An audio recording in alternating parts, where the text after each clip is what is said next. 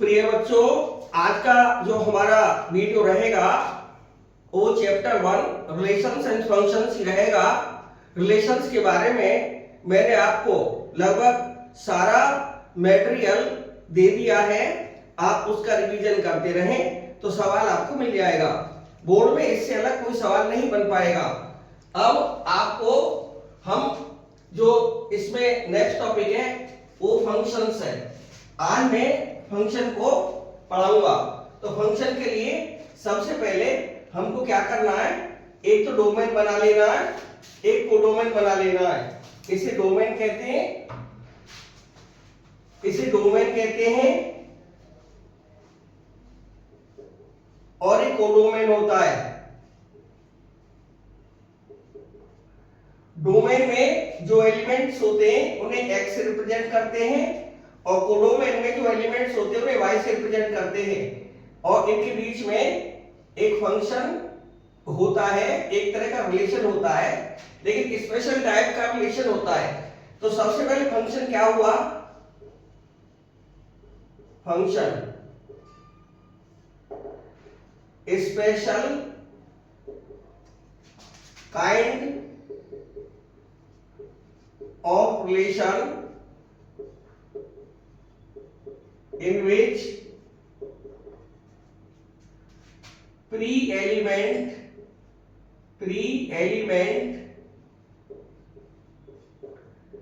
is not repeated।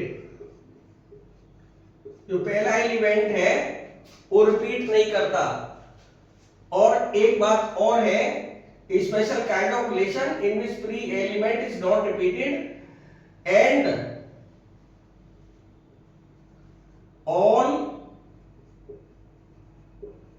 elements in domain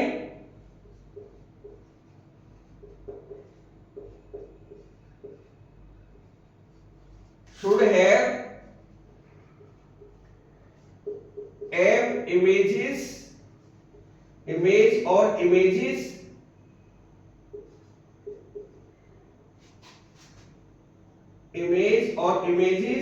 in codomain। यानी इधर कोई भी एलिमेंट बचना ना चाहिए। मान लीजिए यहाँ पर एक एलिमेंट ये है, एक ये है, एक ये तीन एलिमेंट में लिए हैं।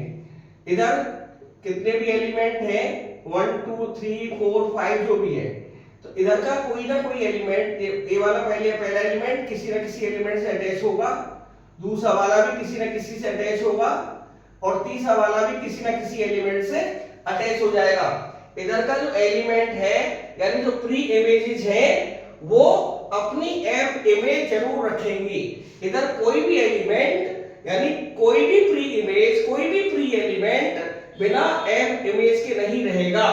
अर्थात इसके प्रत्येक प्री इमेज की एफ इमेज होगी ही, इसमें कोई भी एलिमेंट खाली नहीं रहेगा। और एक बात, कोई भी एक एलिमेंट कोडोमेन में एक से ज्यादा एफ इमेज नहीं रखेगा। And no element in domain will have no element in domain का कोई भी element will have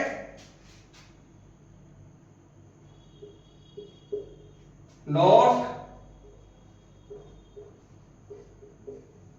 more than one f image।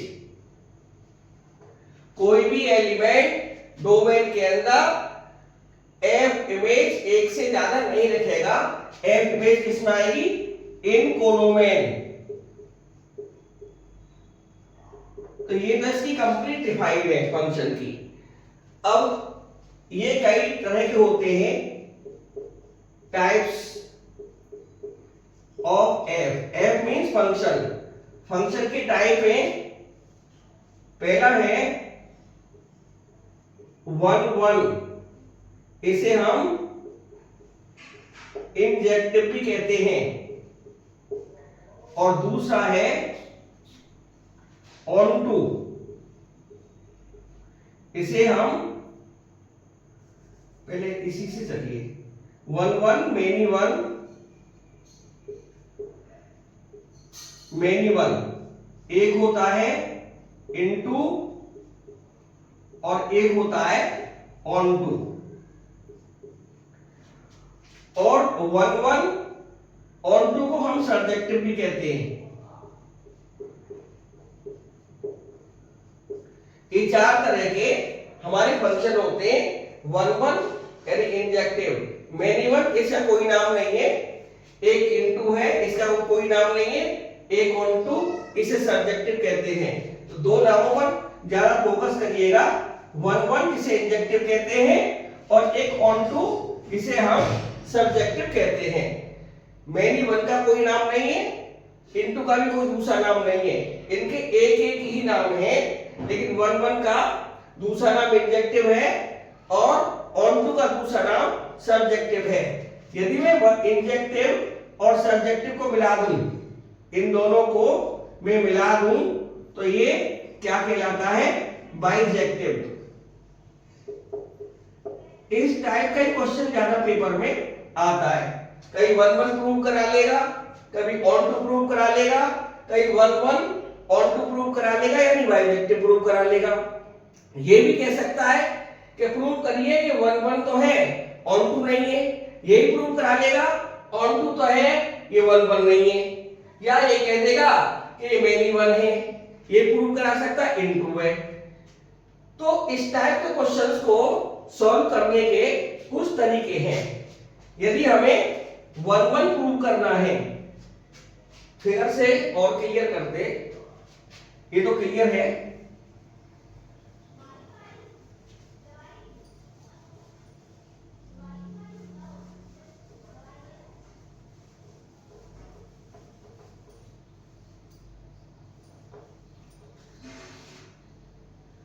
एक मेथड हुआ करता है, मेथड ऑफ कॉन्ट्राडिक्शन।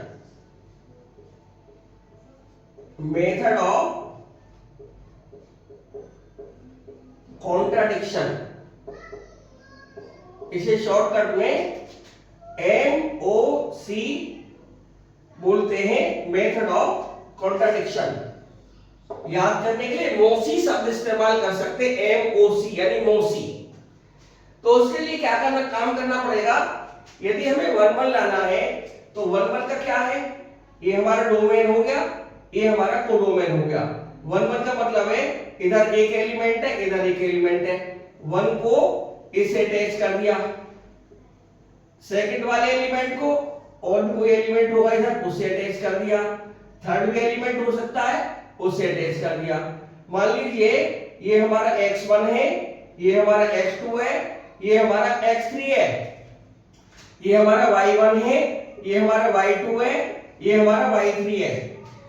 तो हम देख रहे हैं कि x1 का जो f इमेज बना है, x1 का जो f इमेज है, या ये कहें कि by the function x1 is related to y1, x2 is related to y2, x3 is related to y3।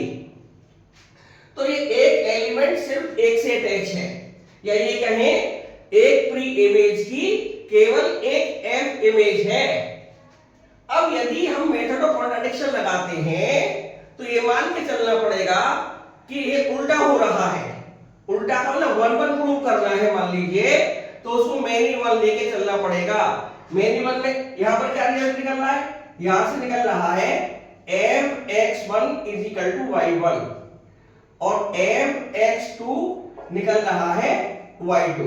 यानी f के द्वारा, इस f के द्वारा x1 y1 से जुड़ा हुआ है, इस f के द्वारा यानी उसी f के द्वारा x2 y2 से जुड़ा हुआ है, और x3 इसी तरह से x3 f के द्वारा y3 से अटैच है। या ये कहें x1 प्री इमेज है, x1 की f इमेज y1 है, x2 की f इमेज y2 है, x3 की f इमेज y3 है। जनरली fx को y से रिप्रेजेंट करते हैं, जनरली जनरली ऐसा ही हमारे गणितज्ञों ने माना है, जितने मैथमेटिशियंस हैं सभी ने f(x) को y माना है। तो यहाँ पर जो f इमेजेस है, एक प्री इमेज की केवल एक ही f इमेज आ रही है। अब यदि मैं ये सोचूं कि यदि f(x1) = f(x2) हो जाए, ये सारे डिस्टिंक्ट एलिमेंट होंगे, जितने भी ये एलिमेंट हैं ये डिस्टिंक्ट होंगे, क्योंकि सेट थ्योरी की डिफाइन कहती है कि सारे जो एलिमेंट्स होते हैं सेट के अंदर, उनमें से कोई भी एलिमेंट रिपीट नहीं होना चाहिए। कोई भी एलिमेंट किसी भी सेट में रिपीट नहीं हो सकता, और यदि हम उसे बार बार लिखेंगे तो इसका कोई अर्थ नहीं होता, ये मीनिंगलेस होता है। इसी तरह से ये कोडोमेन में जितने भी एलिमेंट्स हैं ये भी सब डिस्टिंक्ट होंगे, डोमेन हो या कोडोमेन हो, है तो सेट ही, और क्योंकि सेट है तो इन दोनों में ये एलिमेंट्स डिस्टिंक्ट होंगे। तो डिस्टिंक्ट एलिमेंट बोलना पड़ेगा, लिखना पड़ेगा। तो यहां पर f(x1) बराबर f(x2) क्या मतलब है कि f के द्वारा x1 की f इमेज f के द्वारा x2 की f इमेज के बराबर है। यानी कहने का मतलब इससे क्या फिगर निकल कर आया, देखिए ये हमारा x1 है, ये हमारा x2 है। चाहे तो f(x3) भी लिख सकते हैं, वैसे दो ही बहुत है, दो से काम चल जाता है, सफिशिएंट है। x1 का f इमेज भी एक कोई पॉइंट है ये, और x2 का भी f इमेज कोई पॉइंट है। तो इसका मतलब मान लीजिए x1 y1 से अटैच था, x2 भी y1 से अटैच है, तो ये मेनी वन है। f के माध्यम से हो रहा है, f के द्वारा हो रहा है, ये एरो लगाना भी जरूरी है। तो ये आपका मेनी वन है, मेनी वन। फॉर्मूला क्या निकल कर आया मेनी वन का? फॉर्मूला ये निकल कर आया कि f(x1) = f(x2) और प्रूव करते करते ये बाय द वे इंप्लाइड हो जाए x1 = x2। कहने का मतलब है x1 और x2 आपस में मिल गए, कौन साइड हो गए, x1 = x2। क्या मतलब है, यानी क्या, अब दूसरा फिगर देखें, ये हमारा डोमेन है, एक और डोमेन है, यही x1 है, यही x2 है, यही तो x1 है कॉमा यही x2 है, और ये दोनों एक ही एलिमेंट से अटैच हो गए। इसका मतलब ये हुआ f के द्वारा जो हमारी f इमेज आई है x1 की और x2 की, वो तो एक ही आई है। हमने माना था कि मेनी वन है, तो मेनी वन में x1 और x2 की f इमेज एक आई। यहां से क्लियर हो रहा है, यहां से x1 की भी f इमेज y1 है, x2 की भी f इमेज y1 है। यानी ये यदि मैं लिखूं ये हमारा y1 आया। तो अब हमने प्रूव करते करते, सॉल्व करते करते ये x1 = x2 आ गया। वैसे तो y1 f इमेज x1 और x2 की आ रही है, वैसे तो f(x1) = f(x2) जब माना तो f इमेज y1 जो आ रही है x1 और x2 एलिमेंट्स की आ रही है, वैसे तो x1 और x2 की f इमेज y1 आ रही है। लेकिन प्रूव करते करते x1 = x2 हो गया, यानी x1 और x2 आपस में मिल गए। यानी ये जो लाइन जा रही है, ये लाइन इस तरह से थी, इस तरह से, और ये ओवरलैप हो गई इसी लाइन पर, पहली वाली पर, या पहली वाली दूसरी पर ओवरलैप हो गई, या तो ये ऊपर को चली गई, ये ऊपर वाली नीचे को आ गई। यानी ये डबल लाइन है, लेकिन क्योंकि डबल लाइन ओवरलैप हो रही है, कौन साइड हो रही है, तो एक ही एरो माना जाएगा। और जब एक ही एरो माना जाएगा तो हमारा ये प्रूव हुआ कि या तो x1 एलिमेंट ले ले या x2 एलिमेंट ले ले, उसकी f में एक ही एलिमेंट आई और वो एलिमेंट हमारा y1 था। इससे 1 1 साबित हो गया, जो हम मान के चले थे मेनी वन है वो 1 1 साबित हो गया। तो इस तरह के सवालों को करने के लिए ये बेस्ट मेथड है। कुछ क्वेश्चंस ऑब्जर्वेशन से भी हो जाते हैं, उनको भी देखेंगे, उनसे मालूम पड़ जाता है, ऑलरेडी दे रखा होता है, तो उसको ज्यादा हमें डिस्कस करने की जरूरत नहीं है, सॉरी। लेकिन ये एल्जेब्रिक में बहुत कामयाब है। तो ये तो हमारा मेनी वन का फॉर्मूला हो गया। अब हम यदि ऑन टू प्रूव करना चाहेंगे तो ऑन टू के लिए क्या करना है, ये तो हमने इनटू के लिए बताया कि मेनी वन लेके चलिए और वो करते करते 1 आ जाएगा, तो हमारा आंसर आ जाएगा या हमारा क्वेश्चन प्रूव हो जाएगा। अब फॉर ऑन टू के लिए क्या मतलब है कि जो हमारा कोडोमेन है उसमें एक भी एलिमेंट खाली नहीं रहना चाहिए। वैसे मैं पहले थोड़ा सा डिस्कस कर दूं इनटू ऑन टू क्या चीज है। ये मान लीजिए हमारा डोमेन है, ये हमारा कोडोमेन है। इनटू में क्या होगा, इनटू में होगा at least one element without F image, at least one element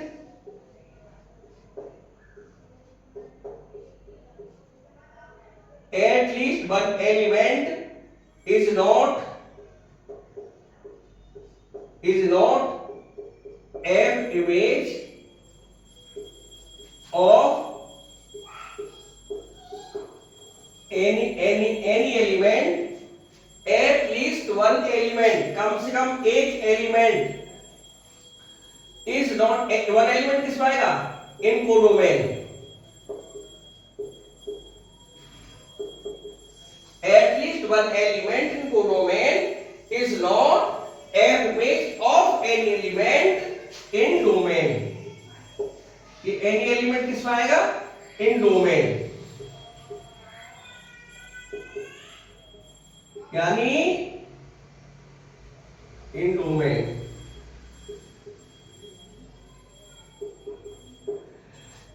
domain के किसी भी एलिमेंट का एफ इमेज नहीं बनेगा कम से कम एक एलिमेंट कोडोमेन के अंदर।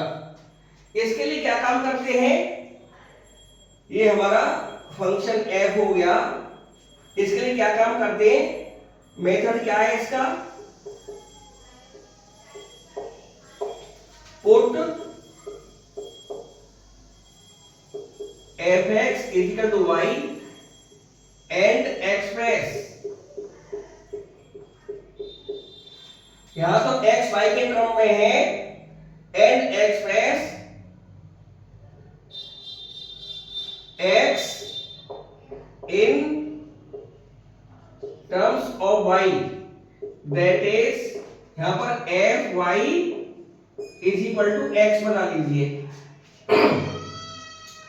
और y की सारी वैल्यूज पुट करेंगे एंड पुट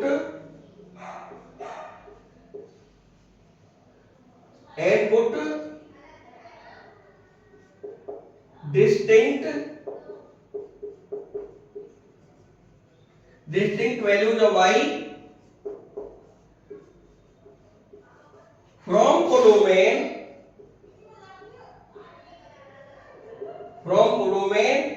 and ऑब्जर्व, और ऑब्जर्व करना है y की वैल्यू भरने के बाद में, that all the values of x are obtained or not, और देखना है कि x की सारी वैल्यूज आ रही है कि नहीं आ रही। x की सारी वैल्यूज का मतलब है क्या हमें कंप्लीट डोमेन प्राप्त हो रहा है, इसका ये मतलब है कंप्लीट डोमेन, यानी सारा डोमेन हमें प्राप्त होना चाहिए, कंप्लीट डोमेन प्राप्त होना चाहिए। यदि कंप्लीट डोमेन प्राप्त हो रहा है तो कंप्लीट डोमेन मिलने का मतलब है कि जितने भी हमारे एलिमेंट्स हैं डोमेन के अंदर उनकी जो हमने y वैल्यू भरी थी वो f इमेज हैं, या every element every f image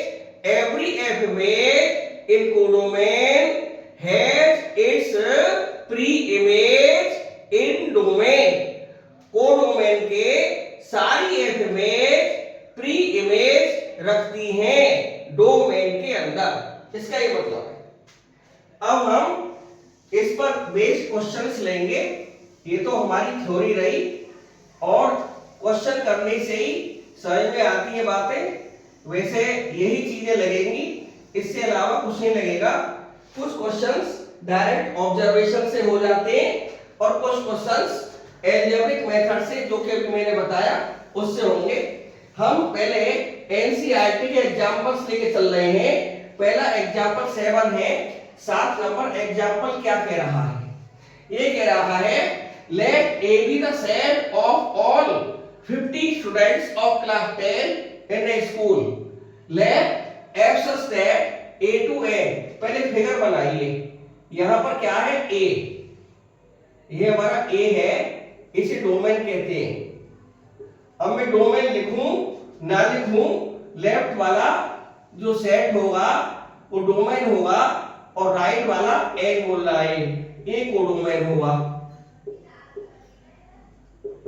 आगे चल के मैं कोडोमेन और डोमेन लिखूं चाहे ना लिखूं, इसको डोमेन मानना है, इसको कोडोमेन मानना है। और ये हमारा फंक्शन हो रहा है इस A से N में, F such that A to N। इन्होंने कहा है कि 50 स्टूडेंट्स हैं क्लास 10 में, A से N की तरफ फंक्शन हो रहा है और फंक्शन डिफाइंड है fx इज इक्वल टू दे रखा है roll number of student x, roll number of student x। कोई x नाम का स्टूडेंट है, fx यानी जो f इमेजेस आ रही हैं वो रोल नंबर से, यानी कहने का मतलब इसमें रोल नंबर आ रहे हैं, रोल नंबर्स। और इधर हमारे स्टूडेंट्स है, इधर क्या है? स्टूडेंट्स, और इनकी संख्या 50 है। ये 50 स्टूडेंट्स है जो डोमेन के अंदर आ रहे हैं, या ये कहा जाए कि कुल प्री इमेजेस की संख्या, प्री इमेजेस का नंबर, प्री इमेजेस काउंटिंग 50 है, 50। और कोडोमेन के अंदर एक बहुत बड़ा सेट है 1 से लेके इंफिनिटी। n इसमें 1 आ सकता है, 2 आ सकता है, 3 आ सकता है, 4 आ सकता है, dot dot dot dot dot dot dot dot up to infinity. ये इंफिनिटी तक सेट चलता है, नेचुरल नंबर, काउंटिंग नंबर 1 से इंफिनिटी तक जाते हैं। अब देखिए यहां पर क्या होगा कि रोल नंबर स्टूडेंट x का, अब x यहां पर वेरिएबल है, x क्या है? वेरिएबल। वेरिएबल का मतलब है स्टूडेंट x है, कोई भी स्टूडेंट हो सकता है, वो नाम है स्टूडेंट का, यानी हम तो इसको मान रहे हैं फर्स्ट, सेकंड, थर्ड, ऐसे डॉट डॉट डॉट, लास्ट का 58, 50वां स्टूडेंट है इधर साइड में। और ये कह रहे कि रोल नंबर, अब रोल नंबर तो इस वाले का कुछ और आएगा, रोल नंबर वाली R1 आ गया, इसका रोल नंबर R2 आ गया, इसका रोल नंबर R3 आ गया, dot dot dot dot dot, और इसका R50 आ गया। यानी हर स्टूडेंट का रोल नंबर अलग अलग आ रहा है, डिफरेंट स्टूडेंट्स का रोल नंबर भी डिफरेंट आ रहा है। और ऐसा होता भी है, जो बोर्ड हमारे रोल नंबर प्रोवाइड कराता है हर स्टूडेंट का रोल नंबर अलग होता है। यानी जो यहाँ पर मान ली पहला स्टूडेंट है, ये इसका कोई ना कोई रोल नंबर होगा, सेकंड का कोई ना कोई होगा, थर्ड का कोई ना कोई होगा, ऐसे चलते रहेंगे 50 तक। 50वें स्टूडेंट का भी अलग रोल नंबर होगा। तो यहाँ पर लिख सकते हैं डिस्टिंक्ट या डिफरेंट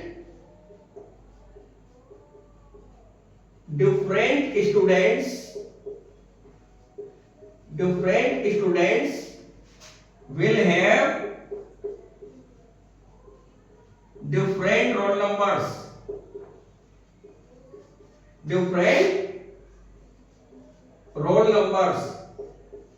डिफरेंट स्टूडेंट्स के डिफरेंट रोल नंबर होंगे और किसी एक स्टूडेंट के 2 रोल नंबर नहीं हो सकते, 2 स्टूडेंट के 1 रोल नंबर नहीं हो सकते। तो यहां पर डिफरेंट स्टूडेंट्स का डिफरेंट रोल नंबर होगा और ये डिफरेंट रोल नंबर्स बिल्कुल भी कोइंसाइड नहीं करेंगे। And these roll numbers will not coincide with each other।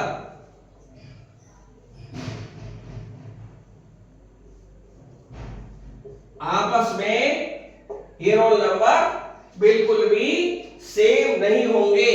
तो डिस्टिंक्ट स्टूडेंट्स के डिस्टिंक्ट रोल नंबर मिल गए, तो 1-1 हो गया। Therefore M is 1-1, M 1-1 साबित हो गया। अब बचा क्या कि इसमें तो 50 तक ही नंबर आए ना, 50 बच्चों के 50 रोल नंबर प्राप्त हुए हमें कोडोमेन में, तो बाकी बहुत सारे नंबर बचे हैं। Besides leaving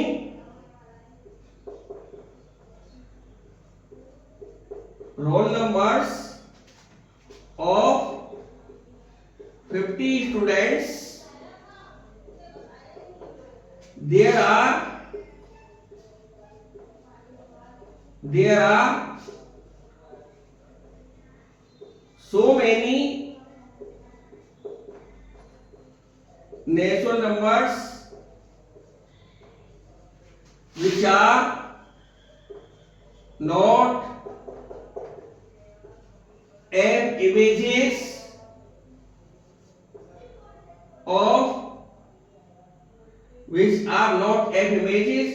of the students। जो स्टूडेंट्स ही नहीं बचे हैं, 50 स्टूडेंट हैं और 50 का हमें रोल नंबर प्राप्त हो गया है, तो 50 रोल नंबर ही तो मिलेंगे कोडोमेन में। अब 50 रोल नंबर के बाद में बहुत सारे नेचुरल नंबर बचेंगे, तो ये एफ यहां पर इनटू हो जाएगा। Therefore M is इनटू और M is not onto. यही हमें लाना था कि शो करना है कि M 1-1 तो आएगा बट नॉट ऑन टू। तो यहां पर 7th क्वेश्चन सॉल्व हुआ। जो 7th एग्जाम्पल था वो सॉल्व हो गया है।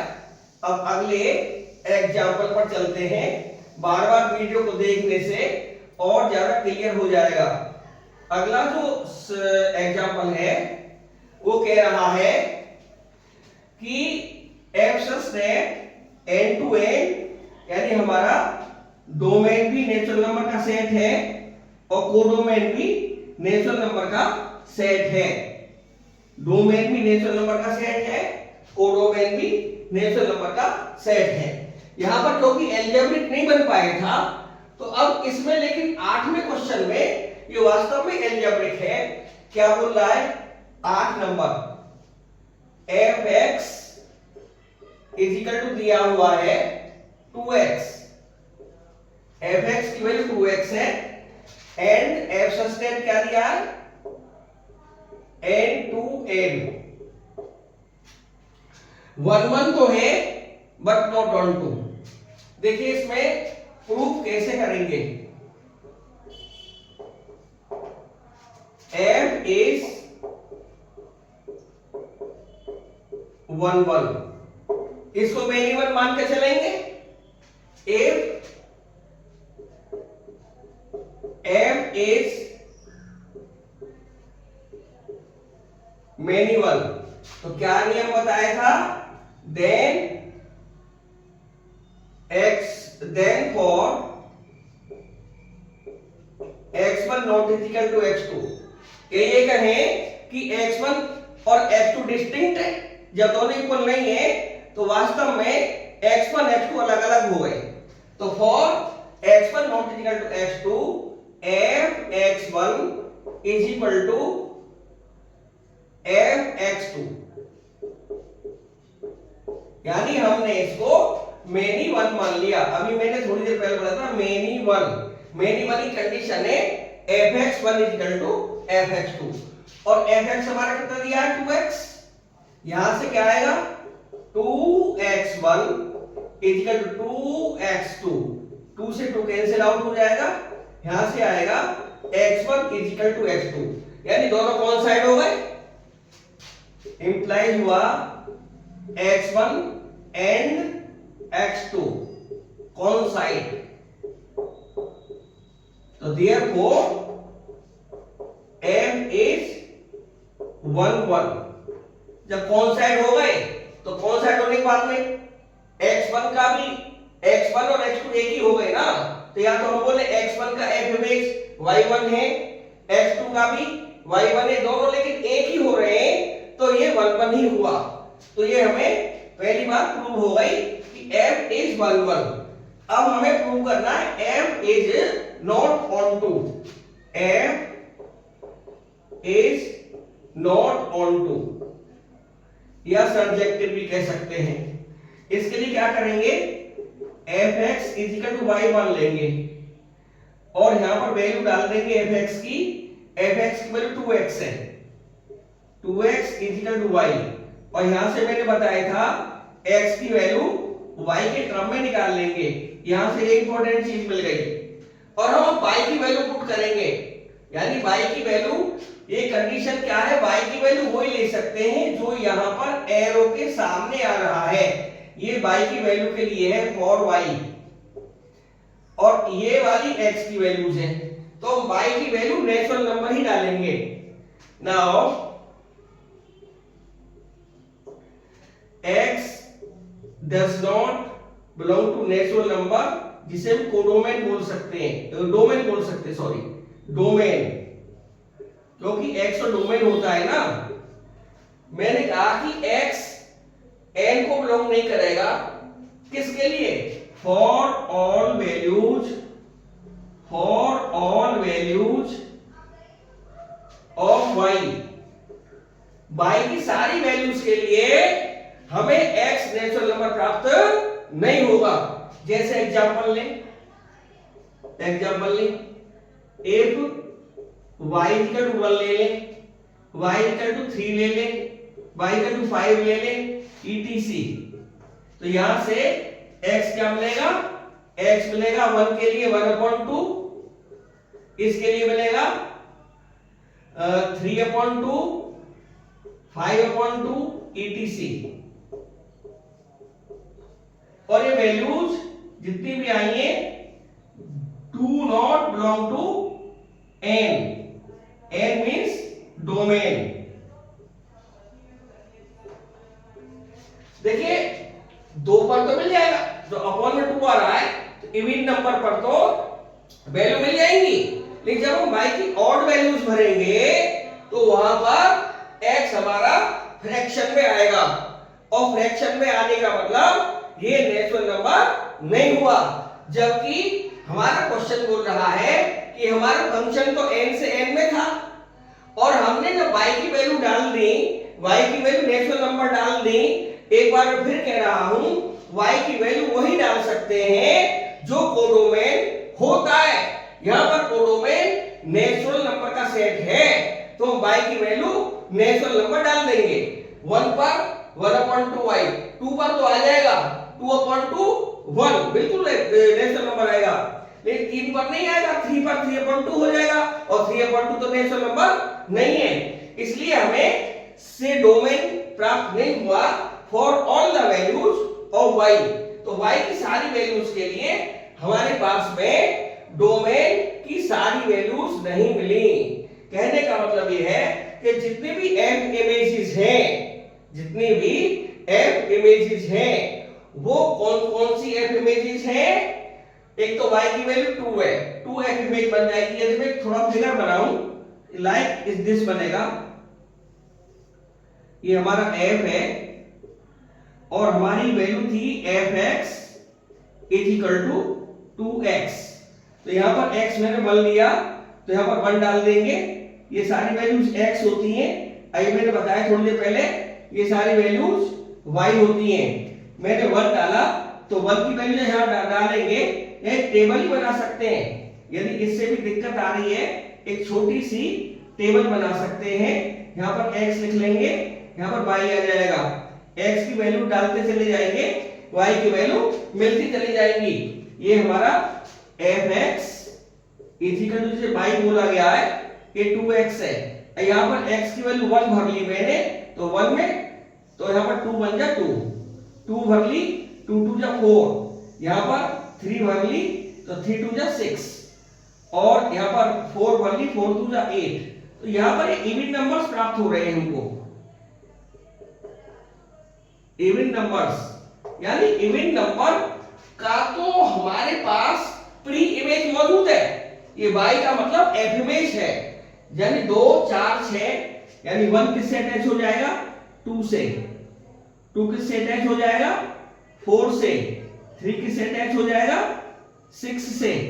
तो यहां पर तो बहुत सारी वैल्यू बच गई, ये 1 बच गया, 3 बच गया, 5 बच गया, यानी जितनी वैल्यूज हैं ये सारी ऑड वैल्यूज बच गई। यानी जो ऑड f इमेजेस हैं उनकी प्री इमेज अवेलेबल नहीं है। तो यहां पर यही होता है कि f इमेजेस कैसी है? Odd. There is no pre image, इसको मिटा देते हैं, मिटा देते हैं इसको, ये तो यार क्लियर है।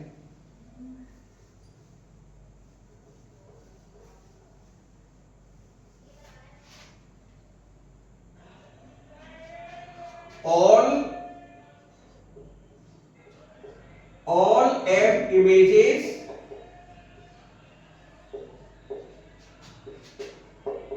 in the form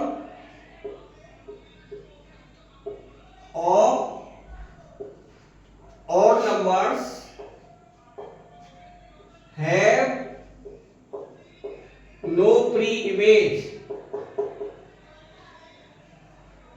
therefore यानी बच गए विदाउट एसोसिएशन के, therefore all odd numbers are not attached with any natural number in domain में किसी भी नेचुरल नंबर से अटैच नहीं है। therefore f is onto into f is into, बच गए नहीं एलिमेंट, 1 3 5 7 के और नंबर बच गए, और बचने पर और नंबर बचने पर इनटू होता है, और f is not onto, ये हम लिख सकते हैं, not onto, it is into। तो ये क्वेश्चन साबित हो गया। अगला जो सवाल है वो यही है, लेकिन इसने एक चीज चेंज कर दी है, एक चीज चेंज करी है। वो चीज क्या चेंज कर दी है?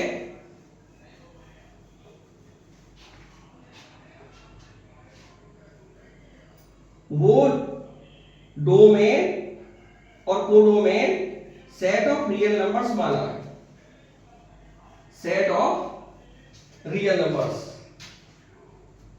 यहां पर क्या कर दिया है, ये R टू R बोल रहा है, ये R हो गया है, ये भी R हो गया है। अब इन्होंने कहा है कि बाइजेक्टिव है। बाइजेक्टिव का मतलब है 1 1 एंड ऑन टू।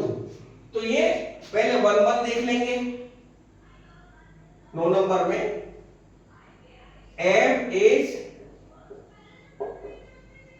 1 1, जब m 1 1 होगा तो हमारा केस क्या दे रखा, m such that r to r and fx is equal to 2x।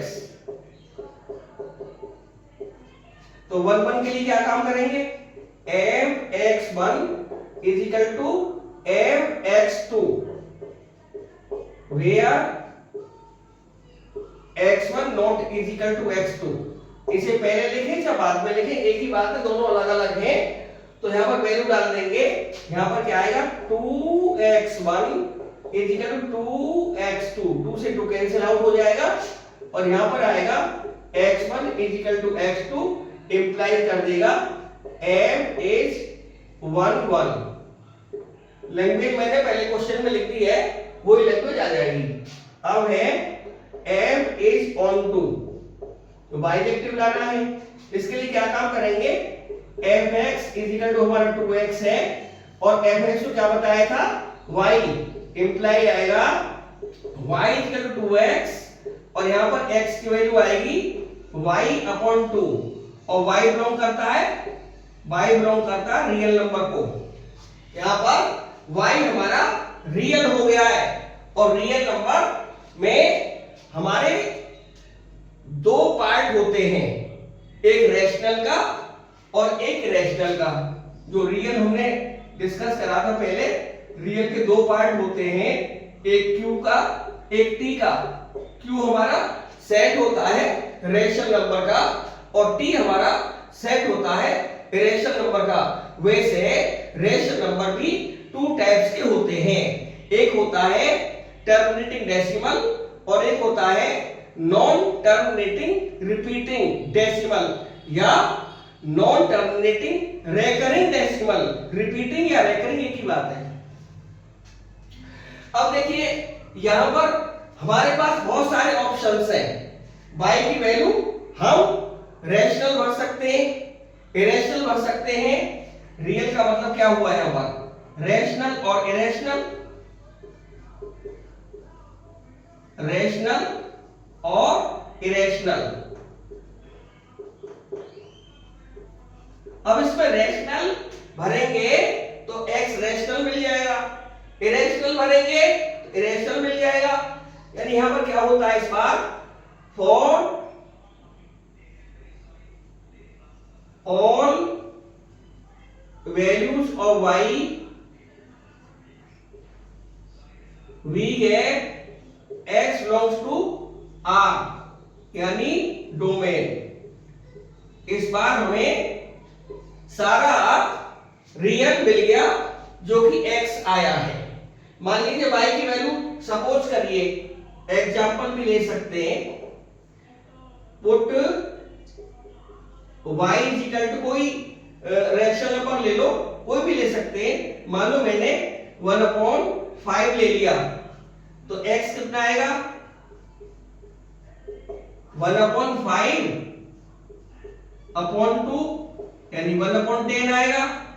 और 1/10 तो रियल नंबर होता है, रेशनल होता है, रियल नंबर होता है, तो बिलोंग्स टू R आ जाएगा। और R हमारा क्या था, डोमेन। R हमारा डोमेन था। अब मैं पुट कर लूं y is equal to √2 put कर लूं, ये इरेशनल नंबर है, √2 भर लूं, √3 भर लूं, पाई भर लूं, e भर लूं, तो यहां से x कितना आएगा, x is equal to y upon 2 था, यानी √2 अपॉन 2। ये भी तो रियल को बिलोंग करेगा, रियल एंड डोमेन।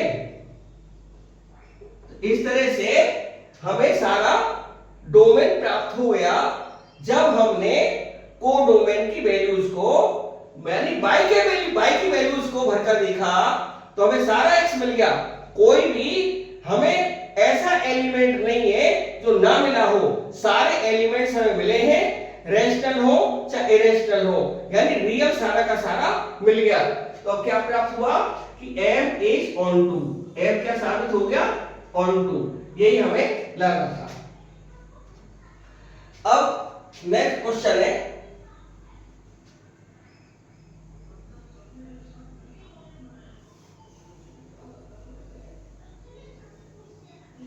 मैंने क्वेश्चन राइट साइड को लिखे, उससे थोड़ा सा लाभ मिलता है कि लेफ्ट साइड पर हाथ अच्छा चलता है। अब हमारा क्वेश्चन है 10 नंबर। 10 में क्या कह रहा है, f such that n to n और गिवन है f1 is equal to f2 is equal to 1 और fx दिया है x माइनस 1। तो यहां तो क्लियर है 1 और 2 की f इमेज 1 है, क्लियरली 1, 2 है same f image is equal to 1, so f is many 1। यहां तो कुछ करना है नहीं है, ये तो ऑब्जर्वेशन से हो गया। अब उन्होंने प्रूव करवाया है कि ये ऑन टू तो है बट नॉट 1 1, नॉट 1 1 तो आ गया, मेनी 1 को नॉट 1 1 लिख सकते हैं। अब ये ऑन टू साबित करना है, ऑन टू साबित करने के लिए वही कंडीशन है, ये तो हो गया f वाला पहला वाला और सेकंड वाला, ये तो f इज नॉट मेनी 1, ये हेडिंग पड़ेगा है। अब है हमारा second f is onto, ये प्रूव करवाया f ऑन टू। इसके लिए क्या करेंगे, fx लिख लेंगे पहले, fx हमारा x माइनस 1 है और fx को क्या ले लेंगे y is equal to x minus 1। यहां से x हमारा निकल कर आएगा y प्लस 1 आएगा। लेकिन इस बार इसने एक चीज दे दी, कंडीशन और लगा दी, x ग्रेटर देन 2 है। नाउ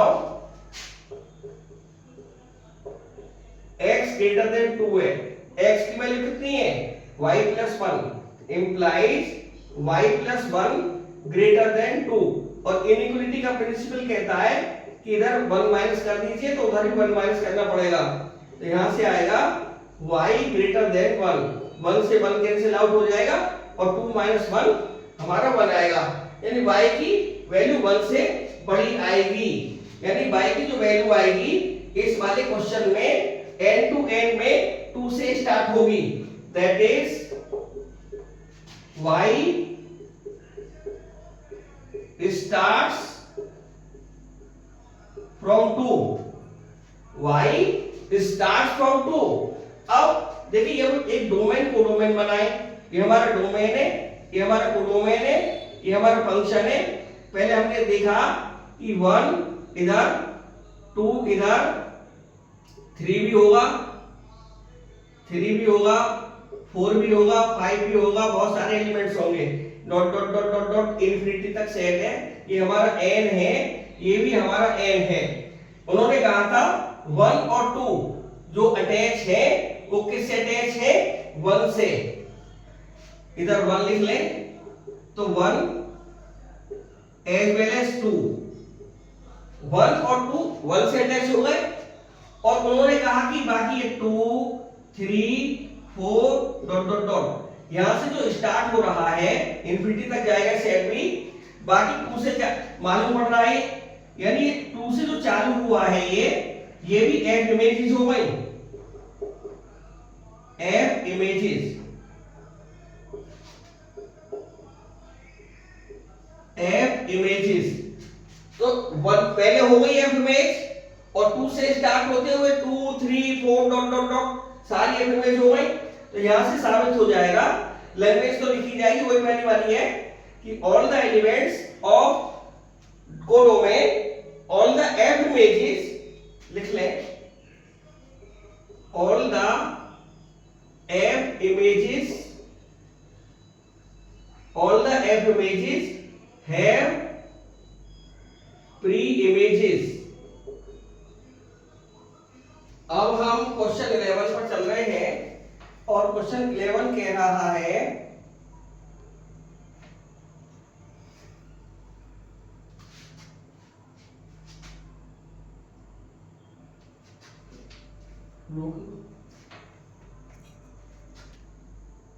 इलेवेंथ एग्जाम्पल में f such that R to R दिया है, यानी हमारा डोमेन भी रियल नंबर है और कोडोमेन भी हमारा रियल नंबर है और एफ फंक्शन इसमें हो रहा है डोमेन टू कोडोमेन और एफ एक्स की जो वैल्यू दे रखी है वो एक्स स्क्वायर है, यानी एक्स स्क्वायर दे रखा, तो ये 1 1 और ऑन टू दोनों में से कोई नहीं है, तो मैं यहां पर लिख सकता हूं F is not injective, injective और 1 1 में कोई फर्क नहीं है, तो इसके लिए क्या काम करेंगे, f x 1 is equal to f x 2 और यहाँ पर x1 not is equal to x2, तो यहाँ से आया fx1 की वैल्यू यहाँ से निकालेंगे तो x1 square is equal to x2 square, यहाँ से आया x1 is equal to plus minus x2, क्योंकि यहाँ पर प्लस माइनस इसलिए लिया गया है क्योंकि हमारा जो फंक्शन है रियल टू रियल हो रहा है, रियल से रियल में हो रहा है और रियल वैल्यूज प्लस माइनस में आ सकती हैं, यहाँ से दो केस एराइज हो जाते हैं, एक तो x1 is equal to x2 आ सकता है और सेकंड वाला case x1 is equal to minus x2 आ सकता है।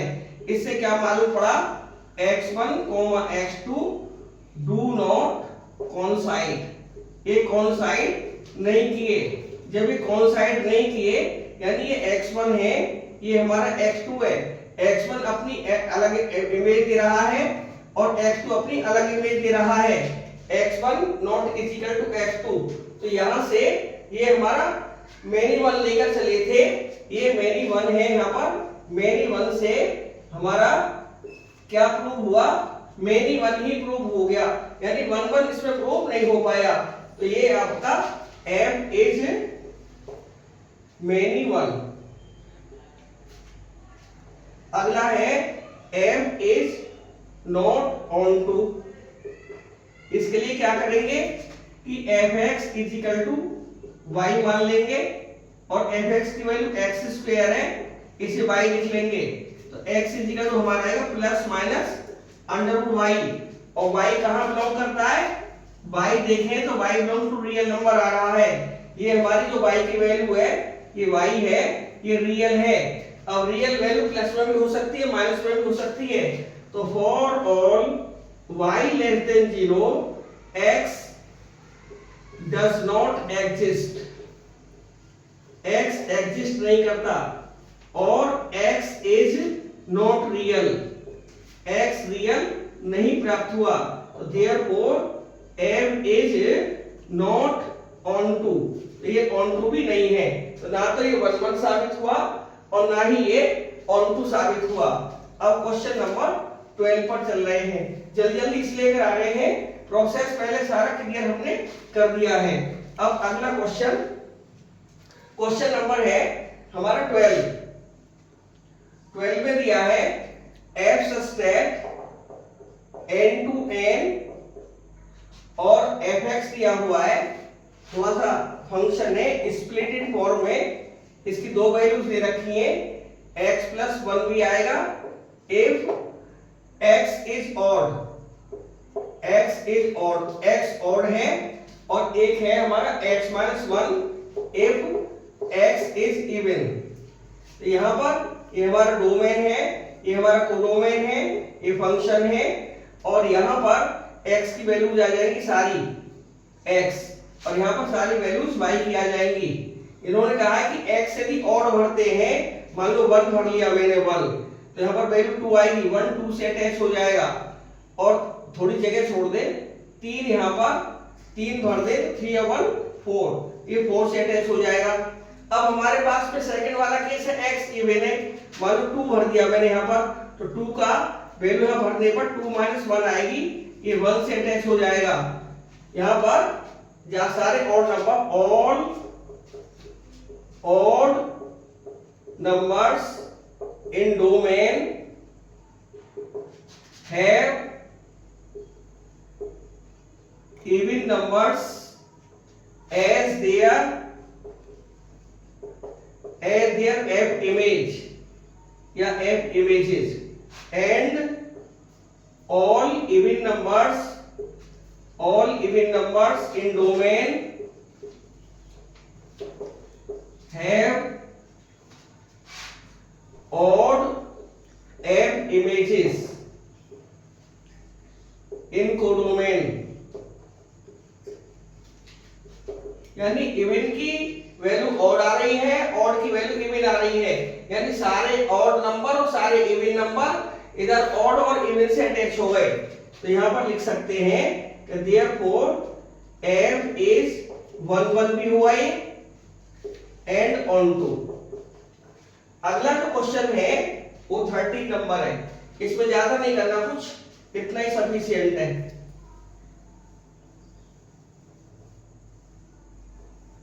अगला क्वेश्चन 13 नंबर, 13 क्या कह रहा है, show that function on two is always 1 1, यानी हमें दिया है f सच दैट 1 2 3 एरो 1 2 3, यानी हमारा डोमेन जो है उसमें भी 1 2 3 एलिमेंट्स है और कोडोमेन में 1 2 3 एलिमेंट्स है। f हमारा कोई फंक्शन है, ये डोमेन है, ये हमारा कोडोमेन है। इन्होंने कहा है कि ये ऑन टू है, तो मेथड ऑफ कॉन्ट्राडिक्शन से इसे इनटू मानेंगे। Let f be not onto और f बी इनटू, हमने इनटू मान लिया, तो इनटू मान लेंगे तो यहां कम से कम एक एलिमेंट जरूर बचेगा। इंप्लाइज करता है at least 1 element in codomain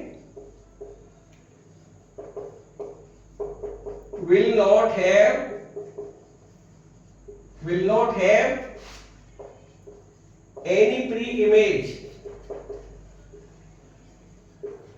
यहां पर कम से कम मान लो 3 बच गया, यदि मैनी 1 है तो मान लो 1 से अटैच हो गया, 2 भी हमारा 1 से अटैच हो गया और 3 मान लो 2 से अटैच हो गया। इधर तो कोई एलिमेंट्स बचता ही नहीं है, इधर तो सारे प्री इमेज एफ इमेज रखते हैं।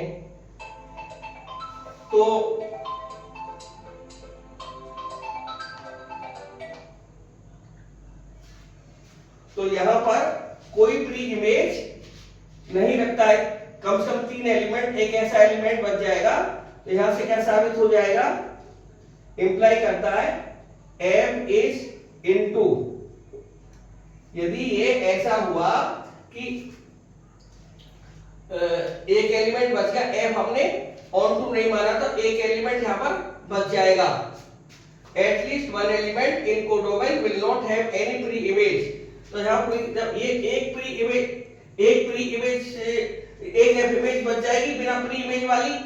और उन्होंने क्या दिया हुआ है कि f ऑन टू फंक्शन है, तो ये हमेशा 1 1 रहेगा। ऑन टू फंक्शन 1 1, अब ये 1 1 नहीं रह पाएगा क्योंकि ये 3 बिना उसके बच जाएगा। Therefore f will not be 1 1, f 1 1 नहीं हो पाएगा, जबकि इन्होंने कहा कि ऑन टू है, ये 1 1 होना चाहिए। तो ये कंट्राडिक्शन कब पैदा हुआ, जब हमने इसको इनटू मान लिया, इनटू मानने पर ये 1 1 नहीं आ पाया। इससे क्या इंप्लाइज हुआ कि f is onto, f is onto, और ऑन टू होने पर 1 1 साबित हो जाएगा। इसका एक तरीका और है, एक तरीका और है इसका। इन्होंने कहा कि f ये 1 1 है, तो इसको मान के चलो उल्टा, इसे मेनी वन मान लो। If m is many one function है। मेनी वन का मतलब है कि कम से कम दो एलिमेंट की एक प्री इमेज होगी, at least 2 elements in domain have at least 2 elements in domain have one f image, one f image रखेगा ये, ठीक है। जब one f image रखेगा कम से कम 2 एलिमेंट वाले 1 और 2 में इनकी एक f इमेज आ रही है। जब एक f इमेज आ रही है तो यहां पर 3 किसी और एलिमेंट से अटैच हो जाएगा, and third element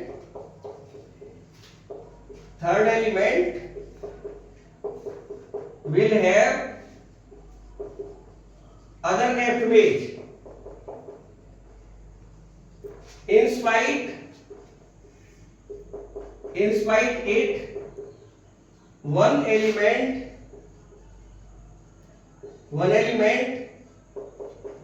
will be left without pre-image,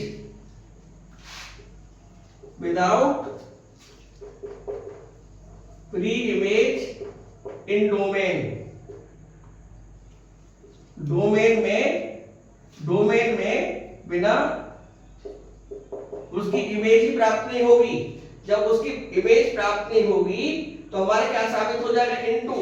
तो देयरफॉर f इज इनटू, जबकि गिवन क्या था, बट f क्या दिया हुआ है, but f is onto, f onto है।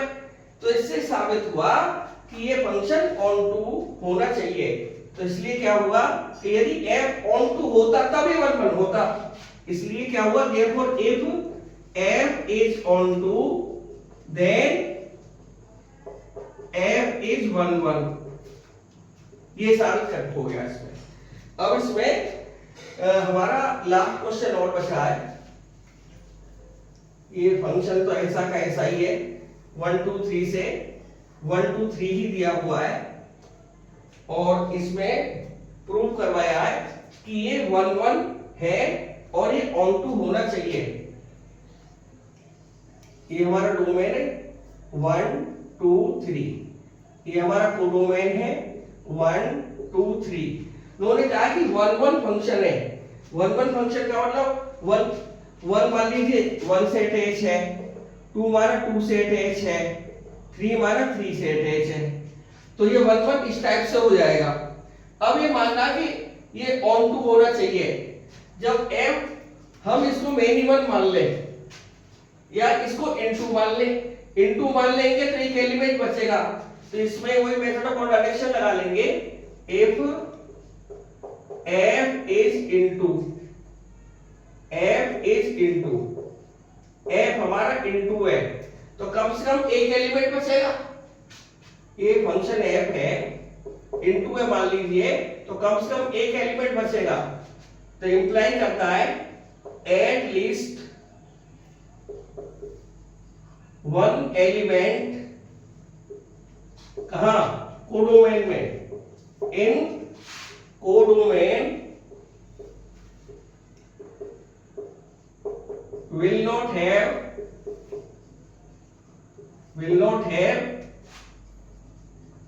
any pre-image, इसकी कोई प्री इमेज नहीं होगी। यदि ये हमारा ऑन इनटू है तो जब इसकी कोई प्री इमेज नहीं बची तो एक एलिमेंट हमारा बचा रहेगा। तो ये मान लीजिए 1 इससे अटैच हो जाएगा, 2 मान लो 2 से अटैच हो जाएगा, और ये 3 से अटैच नहीं हो सकता, माना 3 1 से अटैच हो गया। तो यहां पर इधर के सारे एलिमेंट्स साबित हो गए, ठीक है। तो ये हमारा क्या साबित हो रहा है, ये साबित हो रहा है कि ऑन टू होना चाहिए, तभी तो ये सारे एलिमेंट्स अटैच होंगे। ऑन टू का मतलब है इधर कोई एलिमेंट खाली नहीं रहना चाहिए था। तो ये हमारा 1 1 कहां आया, मेनी वन हो गया, क्योंकि 1 और 3 की इमेज 1 से ही आ रही है, तो इससे क्या इंप्लाइज हुआ, f इज मेनी वन, तो which is a contradiction, which is a contradiction to the fact, to the fact, किस फैक्ट का, कि f इज, कह रहा कि f मेनी वन है और ये क्या है, 1 1 गिवन था, to the fact that f is 1 1, f 1 1 था, मेनी वन आ गया, कॉन्ट्राडिक्शन पैदा हुआ, और कॉन्ट्राडिक्शन कब पैदा हुआ, जब हमने इसको इनटू माना। दिस कॉन्ट्राडिक्शन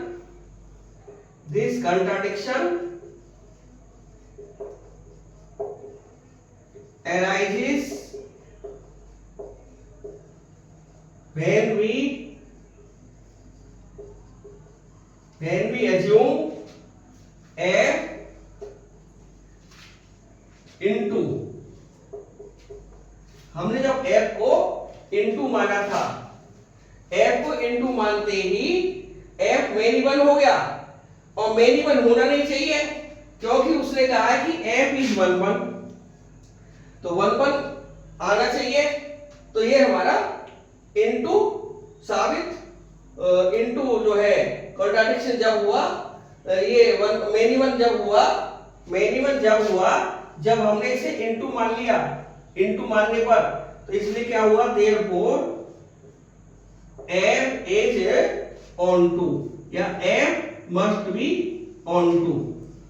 एक बार फिर देख लो, इन्होंने कहा है कि ये show that 1 1 function must be onto होना चाहिए, तो हम कह रहे हैं कि इसे इनटू लेके चलेंगे, यदि f इनटू है तो एक एलिमेंट कम से कम बचेगा, जब एक एलिमेंट बचेगा, इधर 3 एलिमेंट है, इधर 2 एलिमेंट है, तो 1 मान लो 1 से अटैच हो गया, 3 भी 1 से अटैच हो गया, 2 2 से अटैच हो गया, तो यहां पर ये मेनी वन साबित हो गया, इसे मेनी वन लिख सकते हैं, मेनी वन, और मेनी वन नहीं आना चाहिए था क्योंकि फंक्शन 1 1 है, और ये कॉन्ट्राडिक्शन कब पैदा हुआ, जब हमने इसको इनटू माना, इनटू मानने के बाद में कॉन्ट्राडिक्शन हुआ है, और ये कॉन्ट्राडिक्शन तभी समाप्त होगा जब ये ऑन टू होना चाहिए, तो फंक्शन ऑन टू ही आएगा, यही हमें साबित करना था।